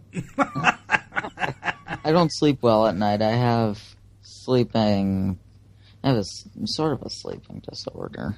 Okay. Well, I'll actually send you a link, and this will be a good thing, because that video I told you about the health thing I filmed on the weekend earlier on in the last segment by Dr. Sam Shea. He actually used to suffer from chronic insomnia himself, and he's just when you've been doing this a long time, you might find out, you might not, because most people who get into talk radio fail within the first month or so. It's not an easy industry. It's probably one of the hardest jobs that people do. You have to have the kind of right mindset. More or less, you just kind of have to be a bit of a know-it-all douchebag. I mean, if you're a know-it-all douchebag, you'll make a really good radio show host. I mean, really. Then I'm too nice. No, but even nice people can still be a bit of a know-it-all douchebag, you know what I'm saying? It just has to be part of your raft of personality traits. Like, I'm a nice guy, I'm a philanthropist, I'm a genius, and I'm a know-it-all douchebag. you see how that works? But this guy, he's suffering from a lot of insomnia, and his presentation again with those 10 different aspects of health that you need to watch out for, like all the categories of health and your psychological well-being and your sleep and your food and your electromagnetic radiation exposure and everything. All this range of factors come in, and I was just you have to study health. Everybody does. For years and years and years, just like the medical doctors do, so that you know your own health as well or better than a doctor would. You know, because you still have to tell them where it hurts. If they knew your health better than you do, they'd be able to tell you where it hurts, wouldn't they? You know, I always thought that was kind of strange. It's like, I know more about your health than you do. Really, tell me where it hurts. You can't, can you? It's because you don't actually know. It's because you're not actually in this body. I am. I have to live here, you know. And I don't even listen to my doctors anymore. They told me that I have no nerves in my heart, my lungs, or my intestines. And that I shouldn't be alive right now, but here I am, and they told me I was going to die 3 times, so I just stopped listening to them. Yeah, I think that's an important life lesson. Is that when a doctor says you're going to die? It's because they're pretty much idiotic half the time. Yeah. Well, I mean, it's like, if you accepted everything you listened to and you never really thought about it, you'd turn into a doctor. All right, because you just regurgitate that stuff over and over and over again. Because if you've got high intelligence, high ability for memory, recall, and things of that nature, but no creativity and no ability to discern facts, and then you go into medical school, you know, you'll fly through. You won't have any problems. You won't be affected by the silo mentality that tries to push people to the outside who don't vibe with the exact same kind of bars. You know what I'm saying? Kind of. Well, it's kind of like you can tell a doctor something, and this isn't all. This is just some of them, the really, really brainwashed ones. You can tell them something as simple as having good nutrition will prevent disease. And they won't believe you, and they'll call you a quack. Okay? Now, incidentally, these are people who've taken the quote-unquote Hippocratic Oath, which is, of course, done by Hippocrates, who was incidentally a naturopath, nutritionist, chiropractor in ancient Greece. And what do medical doctors all say is quackery? Chiropractic and naturopathy and nutrition? What don't they teach in major medical schools now? That are all funded by Rockefeller drug companies and whatnot? Oh, yeah, that's right. They don't teach nutrition. Why is that? You know? They don't... I stopped listening to nutrition specialists. Yeah. Quote unquote. They told me that I should go on a feeding tube because I can't eat. And 15 years later, I am told I eat too much. Yeah. Well, there's organic, a lot of organic growing methods and things of that nature. I mean, I'm not sure if you're capable of getting around in the garden and growing your own fruit and vegetables and things of that nature without the use of arms and legs. But I've known a lot of people, personally actually, who've had 3 months to live, 6 months to live, or saying we're going to have to cut out your everything from your throat down to your anus. Basically, you're just going to have a straight tube. You're going to have no digestive system whatsoever. And they're just like, frack that. I'm not listening to these people who want to cut me up and use me for some kind of experiment. If they're going to put me on a tube for the rest of my life, what's the point in living? Exactly. So he gets out in the garden and he's suffering like huge pains all the time. And he's still out in this garden. He's still working at this stuff and he's still eating the food. And then after a while, the pain starts to go away. Then it goes away completely. And he keeps eating the food and keeps eating the food. Not only does the pain go, but he starts to actually feel something he haven't felt in his entire life. At the age of 11, he felt happy. He felt rested. And the doctors would have killed him had he listened to them. And now he's a filmmaker, made a whole documentary about health called Real and Raw. It's produced by my former producer, the somewhat fabulous Mitch Santel. You know, it's amazing what happens when you stop listening to authority figures, isn't it? What you can achieve. Because all these rules and everything that they follow, they seek to do one thing, suppress creativity. All right? Now, they have to suppress your creativity and tell you that stuff isn't possible because they haven't got any left. All right? It destroyed theirs, and now they need to pass it on and destroy yours because they don't really have much of a choice in the matter. And that's kind of what I've found. is the real thing that you need to be looking for anybody that you trust or care about, or anybody that you hold as a close friend. Do they have creativity? You know, are they genuine? Are they just, hamstring me and BS me one day? And it's really actually, as simple as that sounds like, it's actually quite difficult. Because specifically, psychopaths know what those people sound like to people. And are really good mimics. So you'll know a psychopath for 10 years. You think he'd be your best friend. And then all of a sudden, he destroys everything in your life. For no reason. Out of the blue, completely. You're like, what the hell? That's what psychopaths are like, man. They're total infiltrators. In fact, it's funny, we were talking to Thomas Sheridan, wrote literally a book on it, Puzzling People, The Labyrinth of the Psychopath, I believe it was called, and he's got a new one out. I can't remember the title, but he and I, and a number of other researchers, are actually starting to really think about the psychopath equation. Because what's really problematic about it is that it's not a modern phenomenon. We've just given it a new name. We've given it the name psychopath, and we've called it a mental disorder. It used to be called demon possession. It used to be called jinn. It used to be called black magic. These kind of things. They used to be called archons, controllers. They used to be called snake demons. All of these things that mythologically are out there have been described, and interestingly enough, all have the exact same characteristics, the same behavioral patterns, the same obsessions, the same desires, and the same fears as psychopaths. Well, the argument that people would use, and I like mythology, I'm pretty much trying to play devil's advocate here, but the argument people would use in that situation is these demons these mythological demons. Okay, I'm really losing my train of thought here. I'm sorry. Don't worry about it. I'll make you a point for you. You know Ted Bundy?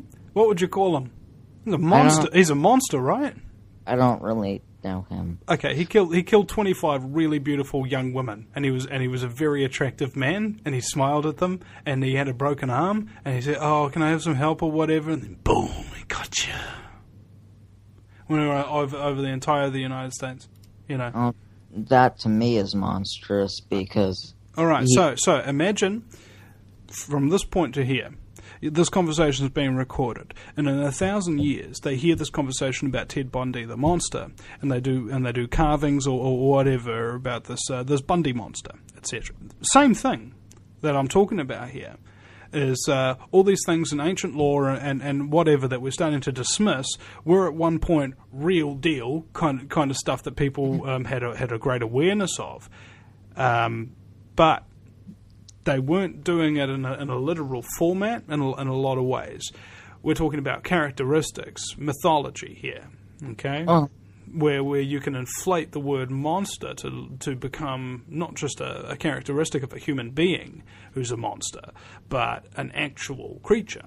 And I think that's possibly where the differentiation comes on that. But when you start talking about these mythological creatures that have the characteristics of a psychopath, you get into discussions of people such as David Icke. Yeah, the reptilian thing. And it's a fascinating theory. I like reading what he has to say. I mean, see, I'm still on the fence about whether or not it's literal or whether or not it's figurative. I don't know. What I do know is that when we talk about the reptilian brain, it's incidentally the only part of the brain that is active in a psychopath. Everything else seems sort of dead. All the emotional parts, creativity part, a lot of the frontal lobe and everything is kind of geared towards that. The lower reptilian brain is what governs our instincts. A lot of the things, desire for food or women or stuff like that, or gut instinct. Could I give my interpretation of his theory? Mm-hmm. I think he was on to something when he said this, but I think the part where he slips up is when he starts talking about the shapeshifter. I believe that David Icke got some form of evidence that about the reptilian part of the brain. And when you start talking about the reptilian theory, you get into the discussion about the reptilian brain. I think that these people are trapped in the conscious of the reptilian brain.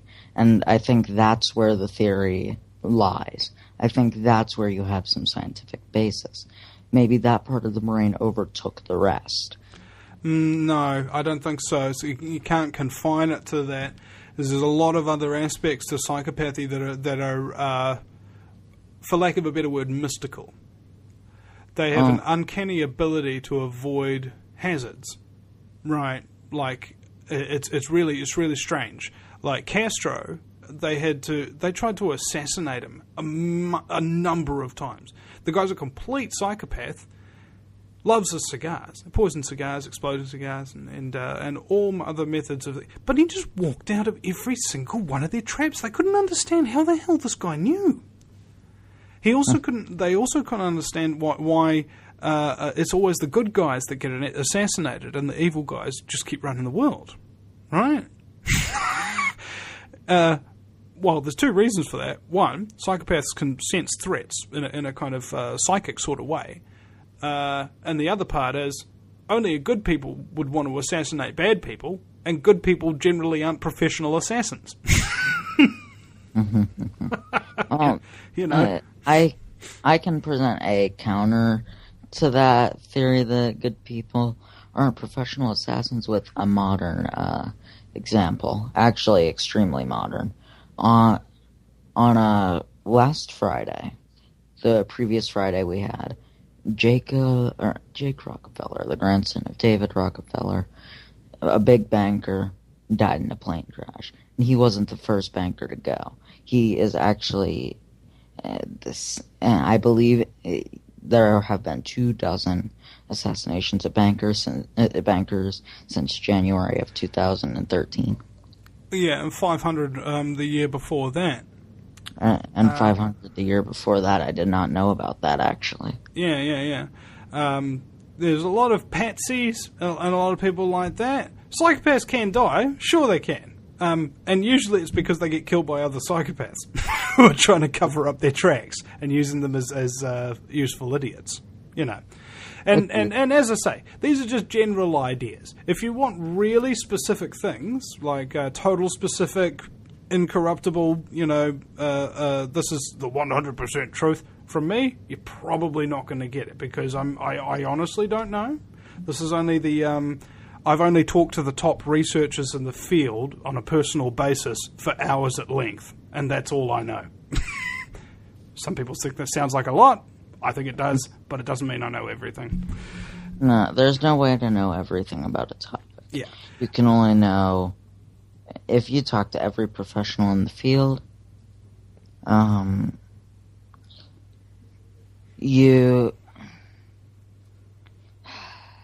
losing my train of thought again. Can you sort of repeat my thought to me, and maybe I'll get it back?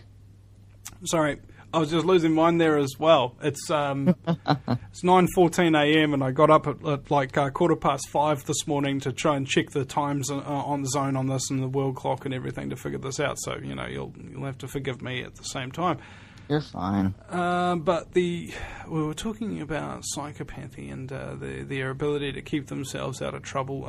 They also have some kind of a hive mind. That's something interesting as well that we've noticed, is that they seem to be able to recognise each other, but they don't like each other. Yeah, like they don't have friends.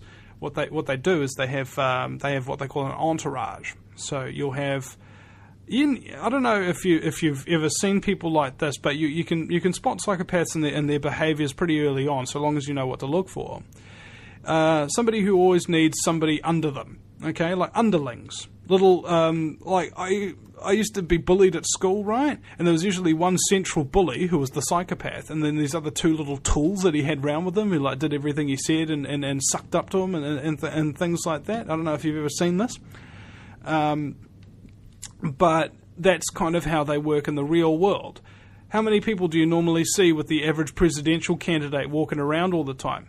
Heaps, man. He's got like a whole motorcade. He's got all these advisors. He's got staff. He's got bodyguards. He's always up in front of the crowds, getting all this attention and that sort of thing. Mate, ideal position for a psychopath, you know. And they'd love it. They need it. It's like this feeding thing. If I may, let's take the demon thing into context here. Let's say it feeds on fear, like literally, the human mind, when you're feeling afraid, emits certain frequencies, and so some people are saying that there's this extra dimensional thing. I'm not sure how I feel about it, but this is just what some people have said. That there's this extra dimensional wavelength out there that you can actually pick up energy. You can feed off it. You can feed organisms on it, like psychopathic creature demon possessions or whatever.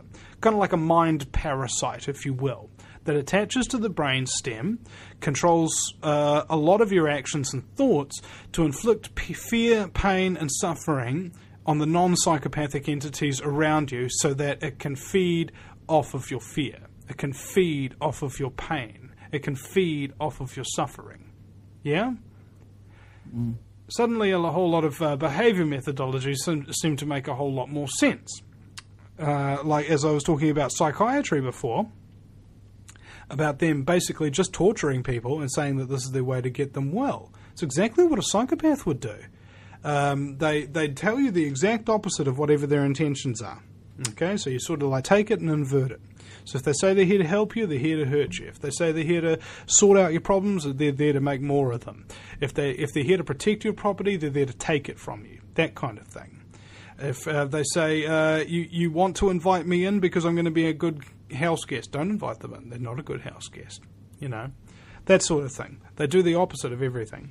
If somebody has to justify, they'll make stuff up. You, then chances are you're gonna regret helping them. Yeah, and here's the thing: don't be a sucker. All right, and it works both ways. Don't suck off of other people.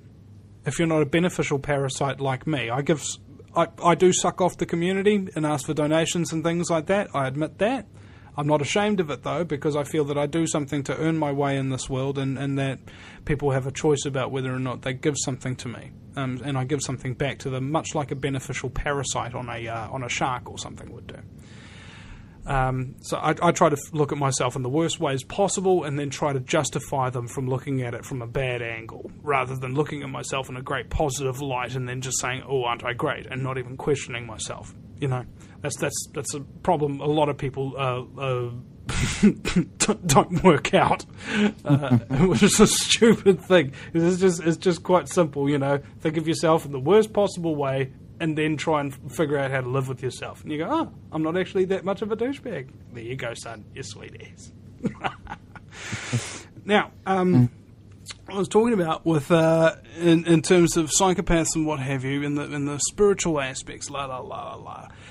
Yeah, just sounds a whole bunch like repeating the whole old school thoughts of angels and demons to me, you know, and or the Greek philosophy of Zeus and Hades. Yeah, and you see the same paradigm. It's just the exact same story over and over and over again. So somebody asked me the other night, you know, what kind of revolution do I want? And I said, I don't want a revolution, because the word revolution means to go in a frickin' circle. I want to break the cycle, you know. I want something new. I want something that hasn't existed before. Imagine a world, a technologically advanced, deeply spiritual, caring, loving world where psychopaths are kept from positions of power, are kept from the limelight, so that the fear and the pain and the suffering and the deception that they feed off will no longer be a food source, and they'll all die off. So one person said to me, he says, you put a psychopath on a desert island alone with nobody to subjugate, he'll die. The parasite literally dies. It can't support itself without causing pain, fear, and suffering. And I was like, whoa, it's kind of freaky, don't you think? Sorry about getting all deep on here, but, this is... This is the kind of show I wanted. Yeah. Because I don't know about you, but I've got pride and I've got hatred. These are two things that I don't see a particularly positive aspects of myself, but I still got them. So I don't have a lot of pride. I try to keep it out because it just clouds my judgment in the end. Yeah. Well, see, I'm only proud of things that I can actually point to. So if somebody says, oh, Vinny, you haven't done anything from the fluoride movement. Actually I have. Here's this presentation over here by Dr. Paul Connett, who told me it was the best presentation anybody's ever edited for him, even better than the Alex Jones interview that he did, that has 48,000 hits on my YouTube channel from New Zealand. Okay? So I've got something to point to. I've got some evidence of the good that I do. And I'm proud of these things that I do, and I don't see that as a bad thing. What I do see as a bad thing about being proud about stuff is not being prepared to take criticism. I'll take criticism, but as long as it's criticism, not abuse. And I've learned to differentiate because, I was a fat kid. And you cannot go through high school, anywhere in the world, as a fat kid, and not go home with a head full of abuse, and knowing what abuse sounds like, knowing what it feels like. And so when you get that kind of stuff off of people on Facebook comments, YouTube comments, or anything like that, there's a little SpongeBob picture with a rainbow between his hands just going, block, and the scum is gone. Yeah. Just get out of my way. Because, look, at the end of the day, I've become sort of like this minor celebrity. I know how egotistical that sounds, but please let me explain. I went to a gas station, and I had somebody recognise me and come up and talk to me while I was pumping gas. Okay? That's kind of a bit of a minor celebrity sort of phenomenon, don't you think? Especially if the very next day I went to a cafe and the exact same thing happened again. Somebody was just ordering their coffee and then they came up and had a conversation with me because they recognised me. Okay? And something occurred to me. Very shocking. There's like 3 million hits on my YouTube channel. X amount of millions of people have heard of me. So many people listen to me. However, the awareness of each other doesn't go both ways, does it? The amount of people who know my name does not equate with the amount of people who listen to me for whom I can know their name. Okay? So is there a Trisha out there? Is there a Sadie? Is there a Sarah? Is there a Bob? Is there a Parker? Is there, there's so many other names. They only need to remember one. If they want to remember my name, it's Vinny Eastwood, which is, pretty easy. Eastwood, like Clint Eastwood. Vinny with a Y, because it's the most important question.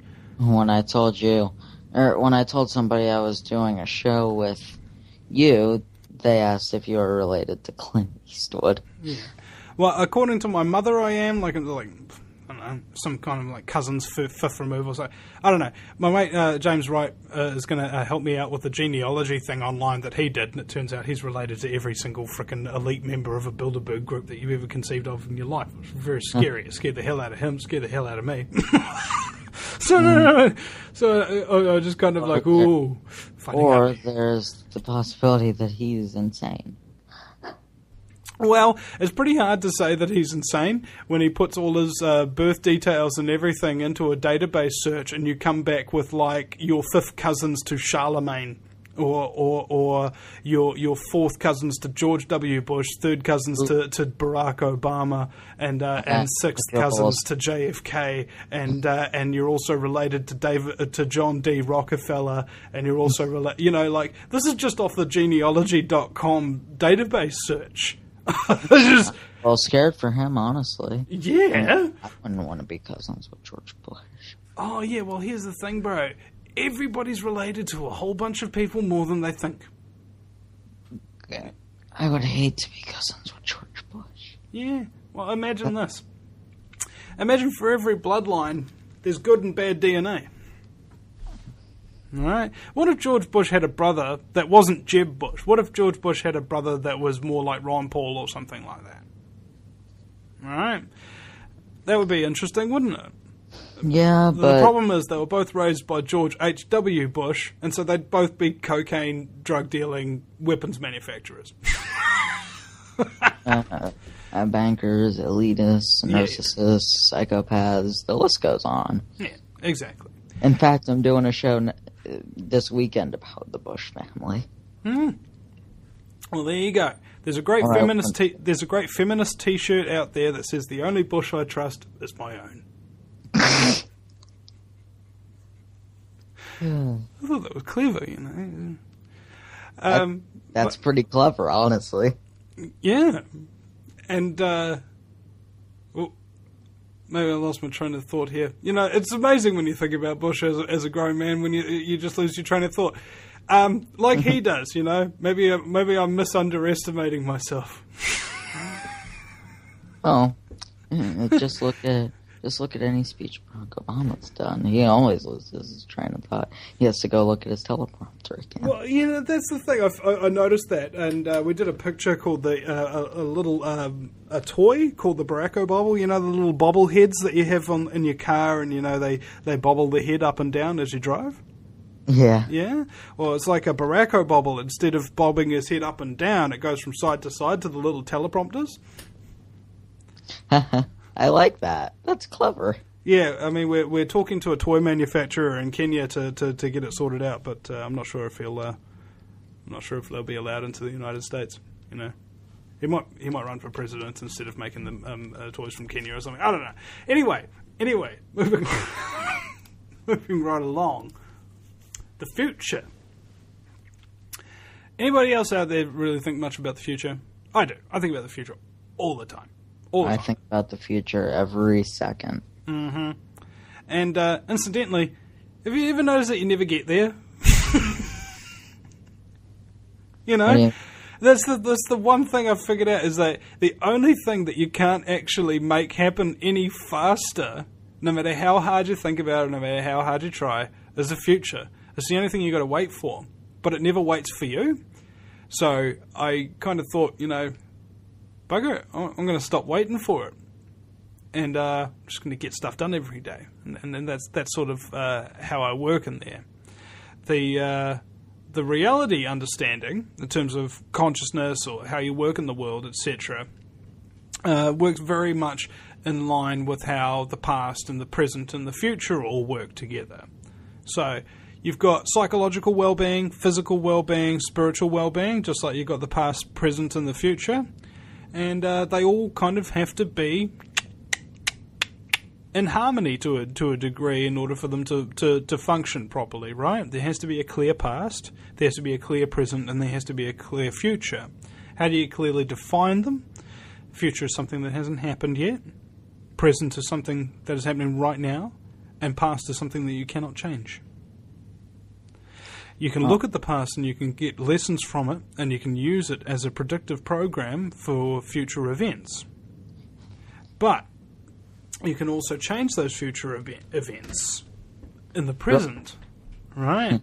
So this is how it works, is that you can take control. You really can physically take control of the present moment and change them via sheer act and will. And that power, that really, really massive power that we all have to do something right here, right now, you could, if you're listening to this, you could just suddenly turn it off and, I don't know, smash your computer with a sledgehammer or something. Doesn't necessarily matter, preferably not something destructive, but it's just an example of how you can be thinking you're just doing one thing, one normal thing, and then just totally change direction and make a huge, massive difference, a huge, massive impact, okay? And smash all of the things that you thought were going to happen to bits, all right? That's what the future is to me, something that has not happened yet and may never happen.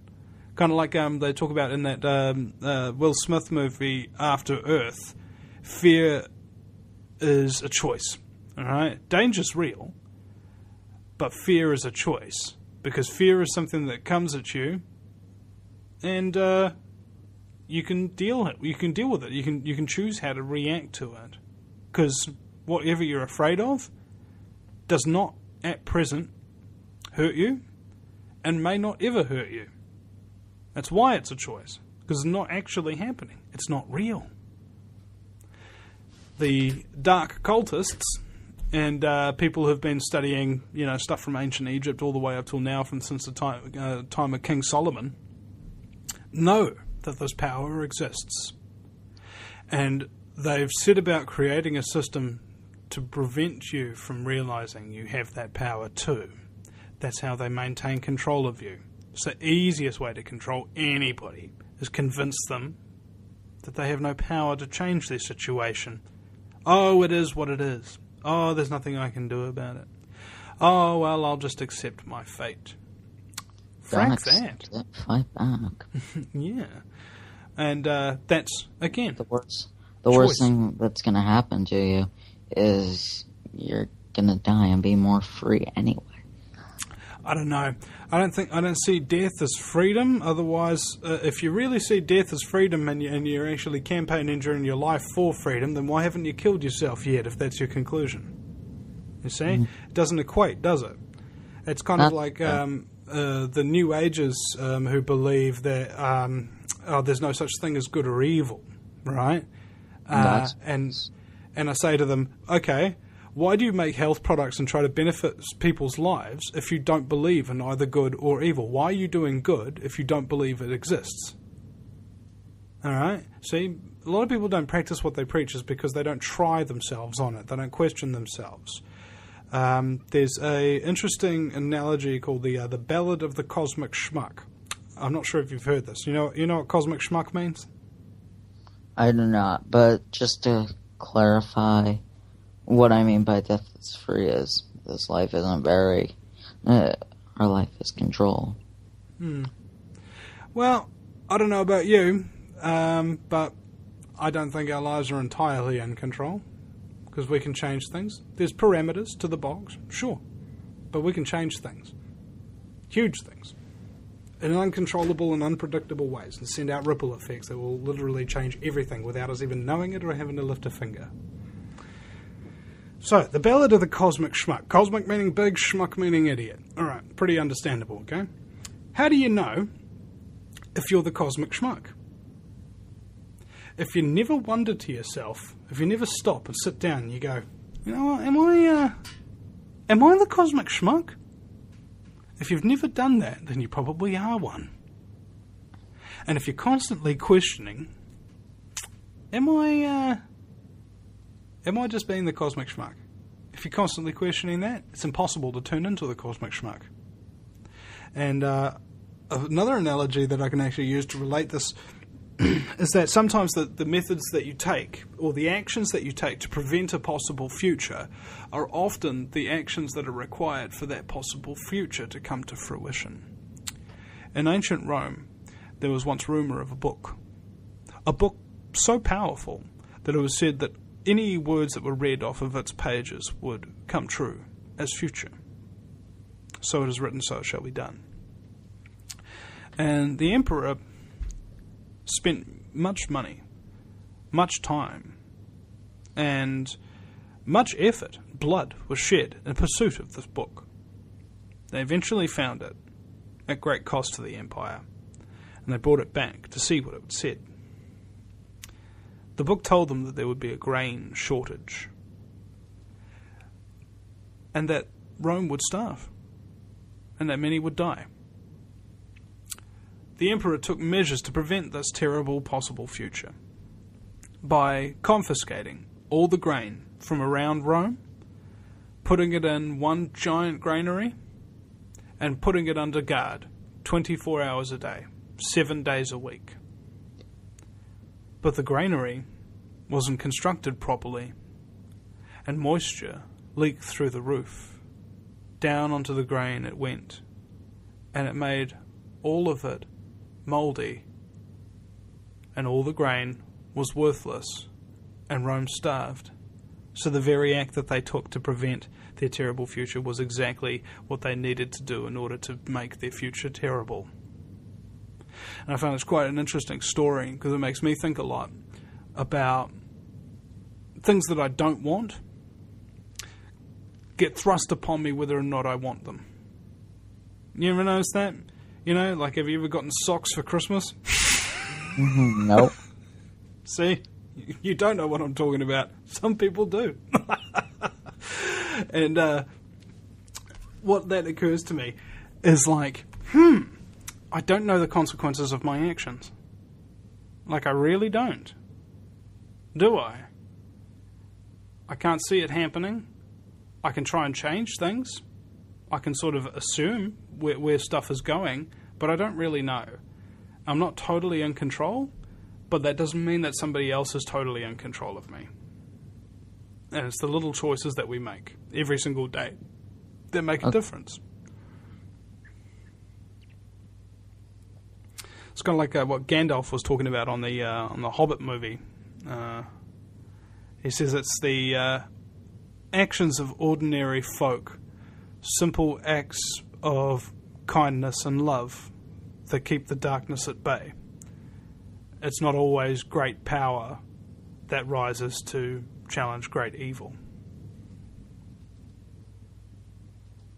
I can agree with that. Yeah.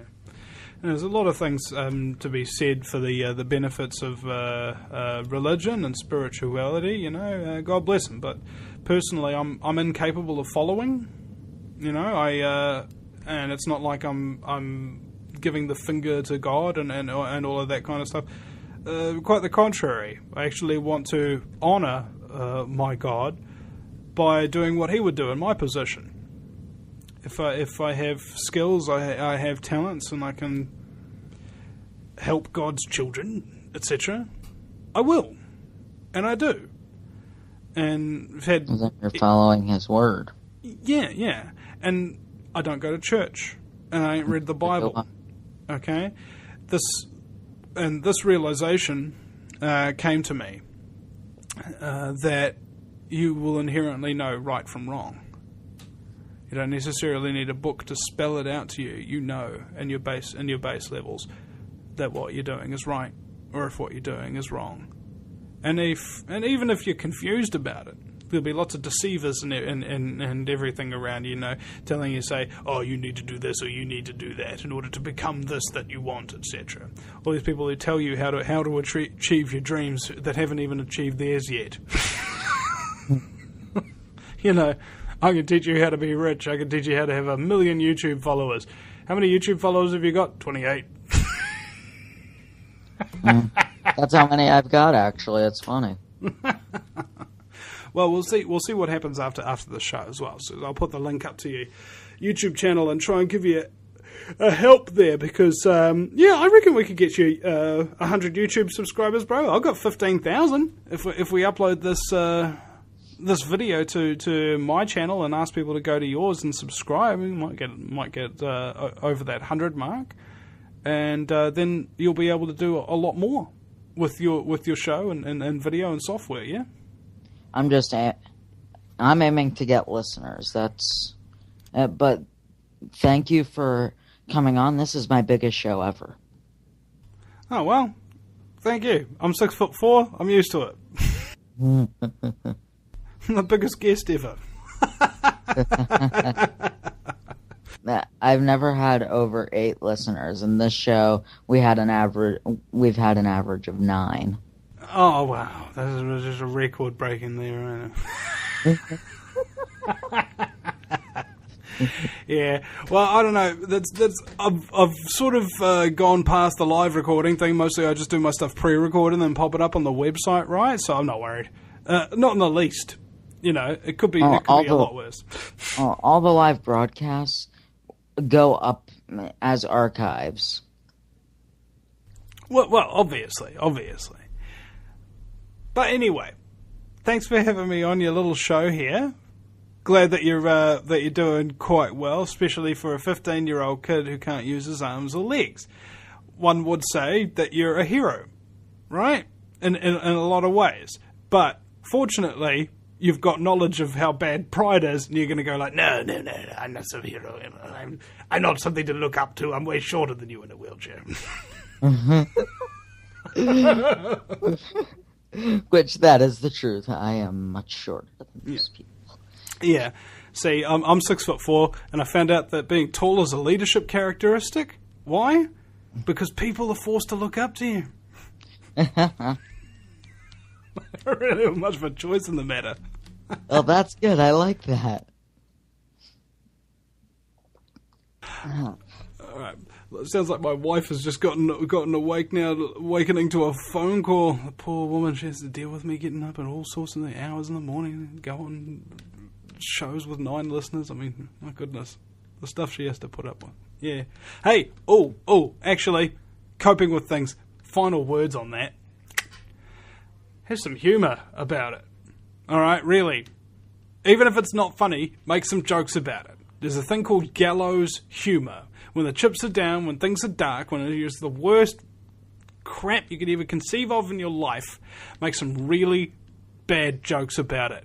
And laugh at it anyway. You know, kind of like Doctor Who. Whenever he's about to die or something, he's usually laughing at the thing about to kill him, and then he wins.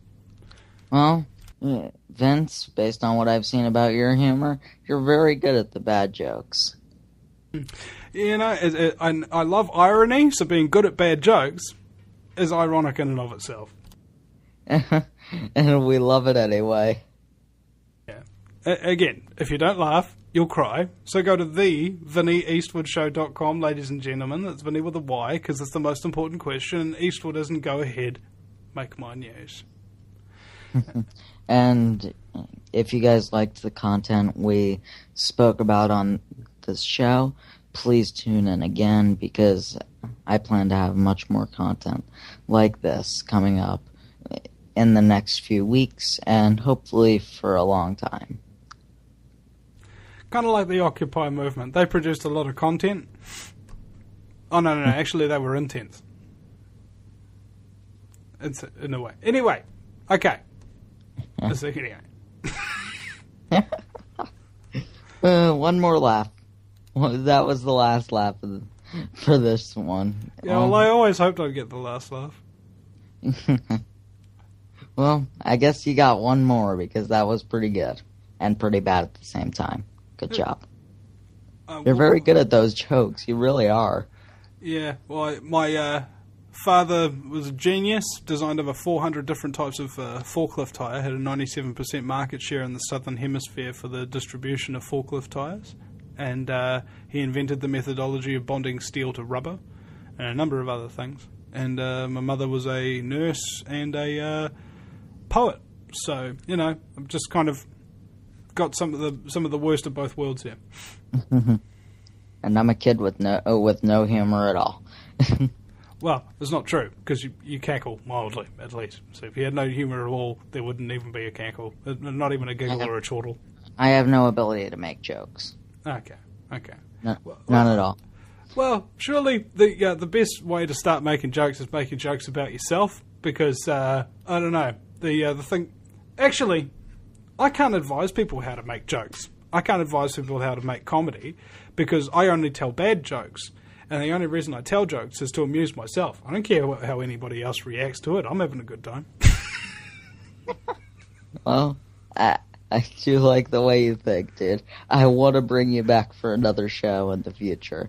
Are you still on for our next Wednesday? Yeah, sure, I can probably make that. I'll let you know if I can. Awesome. This time again,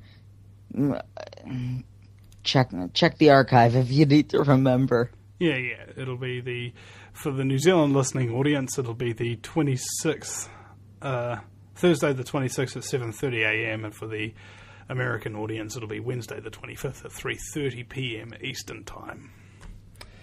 Pacific 12:30, and I don't know the other time zones, so just Well, basically it goes Pacific, Mountain, Central, Eastern, and there's like 2 hours in between Eastern and Pacific, so you can just kind of go like, what's Pacific? It's 12, so that means Mountain Time must be 1, and Central Time must be 2, and that means Eastern time is 3.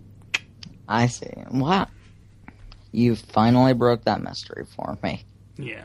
Well, it comes with when you're a tool on American Freedom Radio, you have to learn those time zones. Dude, I was getting up at like 5:30 in the morning. Oh, no. From 3 till 5 o'clock in the morning was my slot on American Freedom Radio for 6 months, bro. 5 days a week. Oh, that would hurt me. All right, and because I'm in New Zealand, it's even worse than just doing it at that time in the morning. It's also on your weekend, bro. It also happens on Saturday. So on Saturday morning, you have to be up at 3 o'clock in the morning to be on the radio for 2 hours till 5. That really does hurt. I'd hate that. Well, you know, I did it because I wanted to be a famous talk radio show host. I wanted to help people, and I wanted to talk about really deep, meaningful stuff every day and not boring bullcrap. You know? I can't be bothered with that.